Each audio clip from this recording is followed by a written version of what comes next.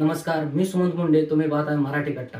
मित्रांनो, आजची गोष्ट ही राजा विक्रमादित्य यांच्या दरबारामध्ये घडलेली गोष्ट आहे. कवी कालिदास हे तर तुम्हाला माहीतच असतील, ज्यांनी मेघदूत नावाचं महाकाव्य लिहिलं. एकदा दरबारामध्ये राजा विक्रमादित्य हे कवी कालिदास यांना म्हणतात की तुमचं मन आणि बुद्धी याच्यानुसार तुमचं शरीर नाही.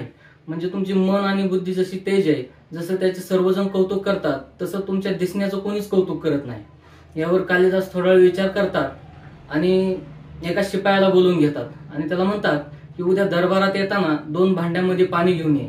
एक भांड हे सोन्याचं आणि दुसरं मातीचं. आणि महाराजांना म्हणतात, महाराज तुमच्या या प्रश्नाचं उत्तर मी उद्या देतो. मग ठरल्याप्रमाणे तो शिपाई काय करतो, 2 भांड्यामध्ये पाणी घेऊन येतो. एक मातीचं भांड आणि दुसरं सोन्याचं भांड. मग कालिदास त्याला म्हणतात की हे दोन्ही भांडे तू महाराजाच्या समोर ठेव. आणि कालिदास महाराजांना विचारतात, महाराज तुम्हाला कुठल्या भांड्यातलं पाणी प्यायला आवडेल? मग महाराज म्हणतात, अरे बाहेर तर ऊन आहे, उन्हाळा चालू आहे. मीच काय, पण दरबारातल्या कोणाला जरी विचारलं तरी तो हेच सांगेल की मला मातीच्या भांड्यातलं पाणी प्यायचंय. मग कालिदास म्हणतात, महाराज तुमच्या प्रश्नाचं उत्तर तर तुम्हीच दिलं.